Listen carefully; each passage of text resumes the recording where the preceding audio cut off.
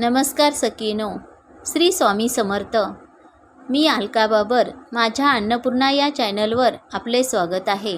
तुकारामाचे वडील बोलोबा हे पांडुरंगाचे निस्सीम भक्त होते. ते दरवर्षी न चुकता पांडुरंगाच्या दर्शनासाठी पंढरपूरला जात असत आणि दरवर्षी त्यांची पत्नी कनकाई माऊली त्यांच्या मागे लागत असे की मलाही पंढरपूरला पांडुरंगाच्या दर्शनासाठी घेऊन चला. पण बोलोबा ऐकत नसत. ती आपल्या पत्नीला म्हणाली की जर यावेळी तुम्ही मला पांडुरंगाच्या दर्शनाला नेले नाहीत तरी मी तुमच्या मागून येणारच. बोलोबाचा नाईलाज झाला, कारण स्त्रीहट्ट व बालहट्ट टाळता येत नाही. ते म्हणाले, मी तुला माझ्याबरोबर नेईन, पण एक अट तुला पाळावी लागेल. ती म्हणजे मंदिरात गेल्यानंतर पांडुरंगाकडे काही म्हणजे काहीच मागायचे नाही. कनकाई माऊली आनंदली आणि तिने पतीला सांगितले की मी काही मागणार नाही. पती पत्नी पंढरपुरास निघाले. तेथे पोचल्यानंतर कनकाई माऊली मनाशी विचार करत चालली होती की आज आलोच आहोत तर पांडुरंगाचे दर्शन घेऊ आणि पंढरपूरही पाहू. यात्रेतली बांगड्याची खेळण्याची दुकाने हरकून पाहत पाहत ती बोलोबाच्या मागून चालत असल्याने त्या दोघात अंतर पडले. बोलोबा पुढे निघून गेले आणि कनकाई माऊली मागेच राहिली. इकडे बोलोबा मंदिरात पोचल्यानंतर पांडुरंगाची मान वर होती ती खाली झुकली. रुक्माई माऊलींनी पांडुरंगाला विचारले की सगळे भक्त दर्शनाला येतात तेव्हा तुमची मान वर असते आणि बोलोबा आल्यानंतर तुमची मान खाली का झुकली? यावर पांडुरंगाने रुक्माईला उत्तर दिले की जो सावकार असतो ना, त्याचे आपण देणेकरी असतो आणि सावकार जेव्हा आपल्या घरी येतो तेव्हा आपली मान खाली झुकलेली असावे. म्हणजे बघा, बोलोबानी पांडुरंगाची निस्वार्थपणे भक्ती केली. इतकी भक्ती केली की पांडुरंगाला सुद्धा प्रश्न पडला. प्रत्यक्ष देवच त्यांचा देणेकरी झाला. त्यांनी देवाची भक्ती केली पण त्यांच्याकडे कधी काही मागितलेच नाही.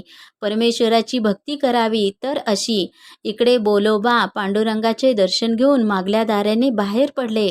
पुढल्या दाराने कनकाई माऊली देवळात आली.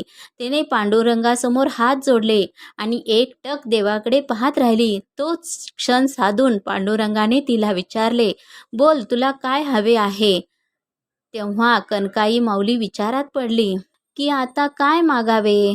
पतीची आज्ञा तर मोडता येत नाही, पण मनुष्य मोठा हुशार प्राणी आहे. चातुर्य कोठे व कसे वापरावे हे त्याला बरोबर कळते. तिने मनाशी पुन्हा विचार केला की पतीने सांगितले की देवाकडे काही मागू नकोस, पण हे कुठे सांगितलं की देव जर स्वतःहून काही देत असेल तर घेऊ नकोस. ती पांडुरंगाला म्हणाली, पोटी संतान नाही. देव म्हणाला, जा, निश्चितपणे घरी जा, तुला मुलगा होईल. ती खूप आनंदली. हवं ते मिळाल्यावर माणूस देवाला जरा जास्तीच प्रदक्षिणा घालतो. तिनेही बऱ्याच प्रदक्षिणा घातल्या. इकडे बोलोबा बाहेर वाट पाहत होते. त्यांच्या मनात विचार पडला की आपल्या पत्नीला बाहेर यायला इतका वेळ लागला म्हणजे नक्कीच तिने देवाकडे काहीतरी मागितले असणार. असा विचार करीत असतानाच कनकाई माऊली समोर येताना दिसली. तिने त्यांना देवळातला सगळा वृत्तांत सांगितला. ते सारे ऐकता क्षणीच बोलोबा तिला घेऊन पुन्हा देवळाकडे निघाले. पांडुरंगाकडे बोट दाखवून म्हणाले, याने तुला आशीर्वाद दिला ना की मुलगा होईल म्हणून? मग त्याला सांग की पुत्र व्हावा ऐसा ज्याचा तिन्ही लोकी झेंडा.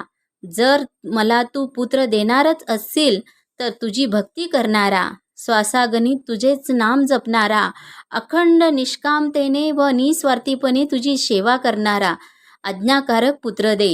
नंतर तुकारामाचा जन्म झाला, ज्याच्या नावाचा डंका आजही वाजतोय.